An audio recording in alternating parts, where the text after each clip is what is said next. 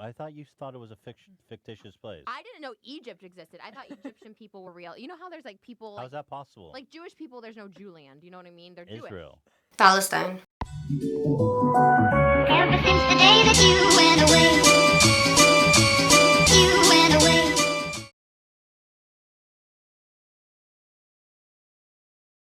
Hey guys, my name is Andra. I make commentary and lifestyle videos. Today's video is something that I swore to myself I'm not gonna get involved in, but I have to because Trisha Paytas is a polarizing figure. We all know that. She trolls a lot. Probably, I would say that she's not as stupid as she acts, because she acts like she doesn't know what countries are real and what countries are fictional. And I do not believe that somebody can be that stupid. And I said to myself, I'm not going to talk about Trisha Paytas because that's what she wants. That's why she does the things that she does. That's why she trolls, because she wants attention and she wants people to talk about her, because all publicity is good publicity. And the other person who's involved in this situation is, well, rather a duo, h3h3. Ethan and Eli said I'm not going to talk about them because I don't give publicity to Zionists, negative or positive. I said that, and to myself, you know, and I decided I have to this one time. I'm probably never going to talk about them again. I don't want to get views from talking about Zionists. That's not my brand. I want to raise awareness on the importance of talking about Palestine, which is something that I have been doing for 3 years now. And I don't want their names on my channel. So this is the first and hopefully the last time that I need to do this. Trisha Paytas is just perpetuating a lot of horrible and unhealthy stereotypes about Jewish people. And because of that, we have to address it to protect the Jewish community. And I'm gonna start with searching for Trisha Paytas and Palestine on Twitter. It's actually led me to see a post that she posted in April of last year, which was a post about Palestinian children. So it was like in support of Palestine. And I thought that was really, really weird, considering now you are dating the brother of an ex-IDF Zionist. And again, maybe Moses is not a Zionist, but I highly doubt it because his sister is, and because his sister's husband is. So it just doesn't sound plausible to me that he would have different political views. I know that going into the IDF is compulsory. Like, it's a legal requirement in Palestine to be part of the IDF, Israeli Defense Force, the military, effectively, for 2 years, I believe. And if you don't, you can go to prison. Unless you have like a serious disability that would prevent you from being part of that, you have to. And people who refuse to do it, they are obviously deserters. They leave the country, and I don't think they can come back after that. And I know that it takes tremendous courage to risk your own safety and financial security and just everything, and leave your friends and family just because you don't agree with that certain ideology. I get that. I get that not everybody who is against Israel and pro-Palestine would leave that, and they would do the service and get on with it. I get that. However, the fact that Eli and Ethan chose to live there afterwards, and they talked about this. I'm not gonna show the clip. I said that. I don't want his face or her face on my video because both of them are just disgusting. I have no words. They both called Palestinians terrorists and said that they are pro two-state solution, but that's not how you decolonize the land. You don't decolonize the land by giving the indigenous people half of it and giving the colonizers half of it. The only way for Palestine to be free is to bring back all the Palestinian refugees. That's the only way. There's no two-state solution. There's not one-state solution. Bring back the refugees. Let them decide for themselves. That is the only way. And thus, it brings me to the current Trisha Paytas using being Jewish as a Halloween costume, but also perpetuating harmful stereotypes about Jewish people. This happened twice now that I know of, but it could have happened more. So, before we get into the two instances, I want to say that a notable theme throughout Trisha Paytas' relationship with that guy Moses is that she is culture vulturing off of the religion that is Judaism. She makes videos on trying on Israeli food. Israeli food doesn't exist as Palestinian food. Judaism is a religion. It's not It's not a nationality, it's not a country, it's a religion. If you look at the videos, everything that they have is stolen from Arab culture, specifically Palestinian. The language, the food, the culture, the music itself, just everything. There are historical instances of that, there is proof.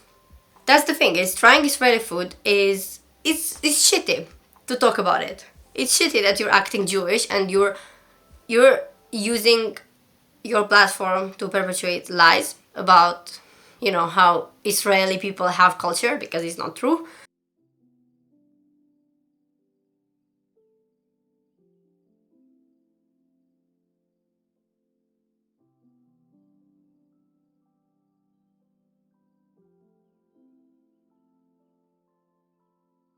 Hey everybody, it's Amir Zahir.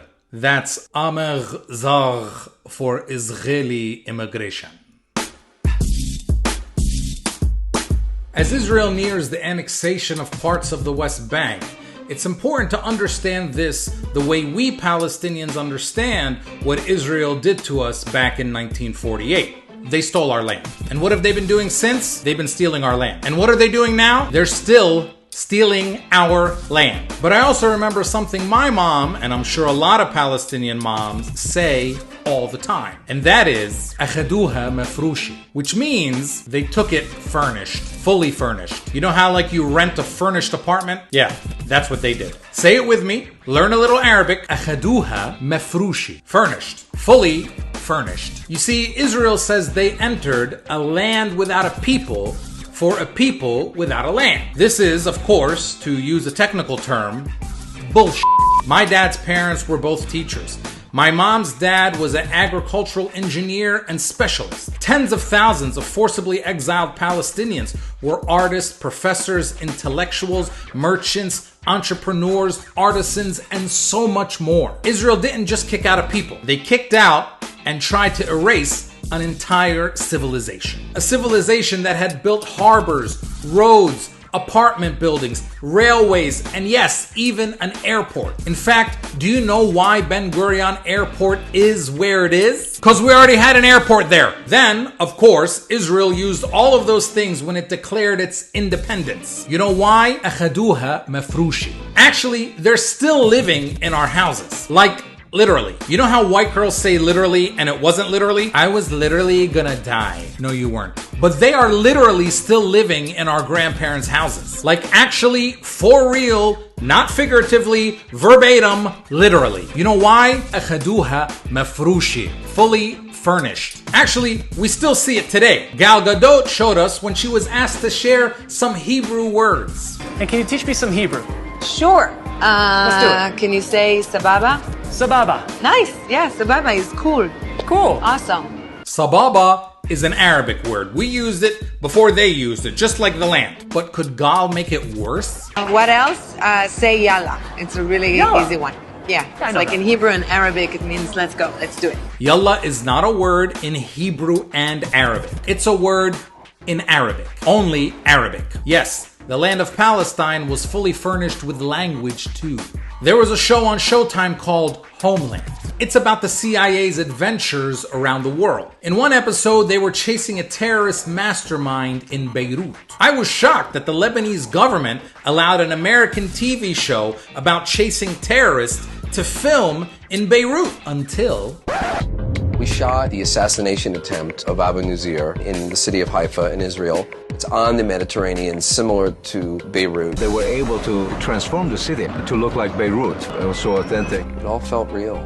Part of going there is the textures of the city, but also the Arabic face. The Arabic face. You know what that means? It means if you call up Israel and say, hey, we need an Arabic looking city. Oh, well, we have a lot of those. Would you like us to send you a brochure? Oh, there's more. Do you love Arabic music? I do. Well, guess what? So do Israelis.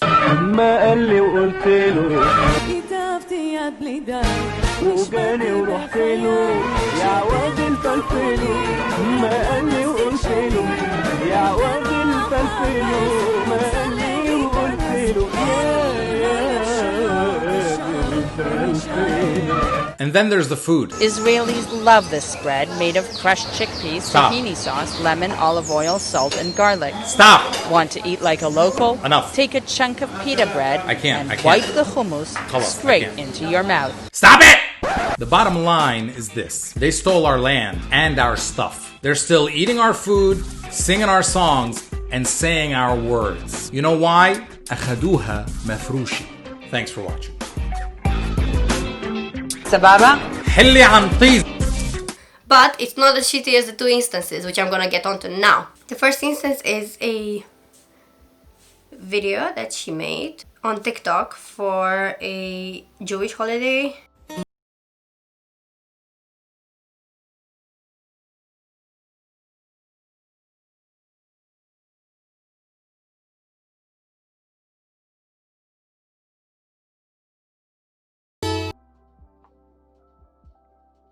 You see her here, dressing up with an Israeli defense shirt and an army, like military hat, as well as, obviously, the Star of David necklace. The only thing that is okay for her to wear here, if she really wants to act Jewish, even though I think that's still bullshit, you're not Jewish, you've not been baptized. Just because you date a Jewish guy, it doesn't make you Jewish. It's the same as saying that if I date a Christian, because I'm not a Christian, I'm Wicca, if I date a Christian, it doesn't make me Christian, even though I was actually baptized Christian, so I can pretend that I'm a Christian if I want to, because I actually went through, when I was a baby, through the baptism itself. So technically I am a Christian, but she did nothing. She's just having sex with a Jewish guy. It doesn't make her Jewish, you know? I just don't understand why he is okay with that, unless he's like part of the trolling and he's the same personality as her, in which case they totally deserve each other and they are good for each other. And here's the thing. This post is doing two bad things here. So the first bad thing is associating Judaism as a religion with being pro-Israel, because there are plenty of people who are against Israel who are Jewish, or plenty of people who don't want anything to do with that country, and there are Jewish people born elsewhere, in Europe, America, just anywhere, and they do not want to go to that country ever. So for them to be associated with the crimes of that country is unfair.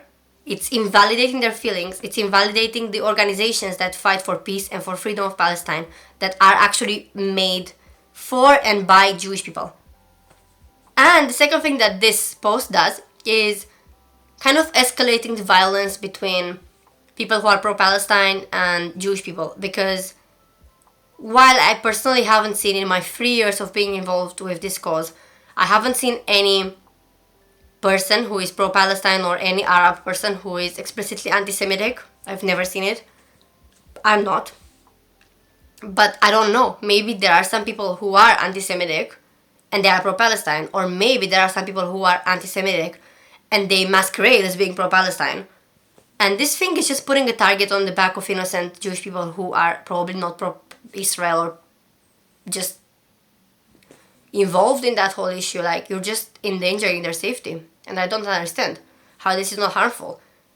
Is the IDF is something that is limited to Jewish people in Israel. If you're Jewish in America, you don't have to serve. And the second thing that she did was posting this video, which I don't understand how he didn't tell her to delete it. Anyways, we're for Israel, not Palestine. No, why are you saying that? Oh. What do you mean we're not for Israel? We're for people. Okay, we're for all people, but For Israel all all the way. All people. And I don't know how I feel about that, because first of all, it's not for you to say. It's not for you. You don't know anything about that issue, other than what one side of the issue is telling you. I've been following numerous people from both sides of the issue. Obviously not openly following them because I don't follow Zionists, but I've been looking at their arguments, and while I think they are bullshit, at least I have a reason to think that because I've been reading about it. For her to say this thing so publicly is the same as, let me think, I don't have to think, it's the same as saying, you know, people who are protesting for Black Lives Matter are all thugs and they are vandalizing property and they deserve to die. Or, I'm all for all lives matter, like, why do you care about Black Lives Matter? Like, if you that's the equivalent of saying that you're for Israel, not Palestine, is saying, I'm not pro Black Lives Matter, fuck them. And People nowadays would get offended at one of them, but not the other. And I want to ask you why. Why do you care more about one group of oppressed people than you care about the other? We should care about all oppressed minorities and we should fight for them. So definitely Trisha Paytas should be held more accountable than what she is. And it's the fact that no tea or drama channels have actually mentioned this that is making me go crazy. Like, you would all rather talk about shallow things that she does than something that is actually important. It's a human rights violation. Shame on you. And lastly, I want to discuss what exactly is the problem with this. Why should we support the Palestinian people? First of all, you can draw the parallels with America very, very clearly. And I'm gonna enunciate on that. A land that was a colonial project with indigenous people who got expelled or brutally killed. This is the same in America and it's the same in Palestine. That is now called Israel. The indigenous people of Palestine have been kicked out. Almost 1 million people. They went on to different countries, the ones that survived. Some of them still live in refugee camps now, 72 years later. In Lebanon and in other countries, I think Syria as well, they live in refugee camps. Some of them went on to live in the West, in Europe and in America, and they have had families. Nowadays, Palestine is making up the biggest refugee population in the world, 7 million people. 72 years later. From nearly 1 million, it got to 7 million, because generations and generations. And if these people were permitted to go back, the Palestinian population would be a lot bigger than the Israeli population, and that is why they are not allowed to go back. So they have, some of them have had no citizenship at all, like the older people.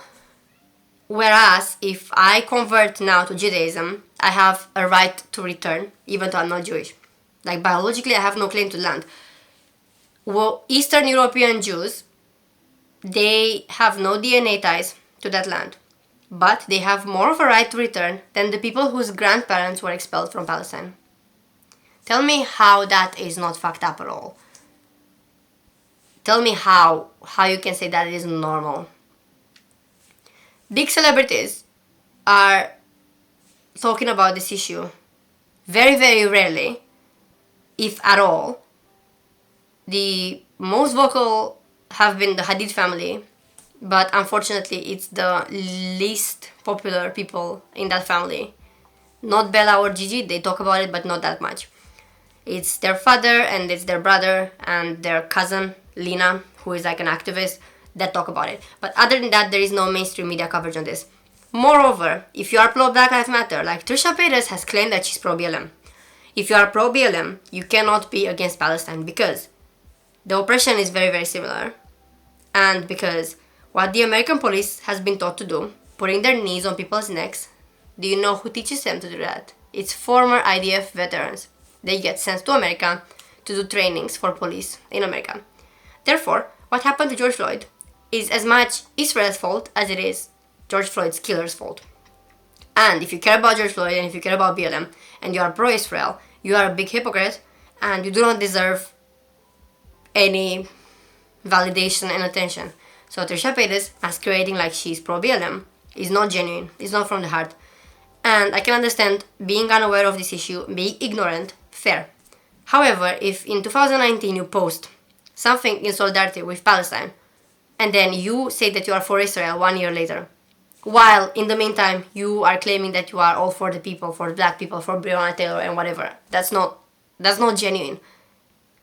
And that goes beyond trolling. That is harmful to people, to real oppressed minorities. And that is why the people who normally talk about Trisha Paytas, drama channels, and channels should address this more. So please, if you see this video, call out your favorite drama channel, get them to talk about this because this is important. And the fact that people don't talk about this is upsetting me. If you learned something from this video, please give it a thumbs up, subscribe to my channel for more commentary and lifestyle. Let me know if you want a comprehensive video on the history of Palestine. I would love to put something like this together. Comment down below if you want something like that. Comment down below with any video suggestions if you have any, and I will see you next time, guys.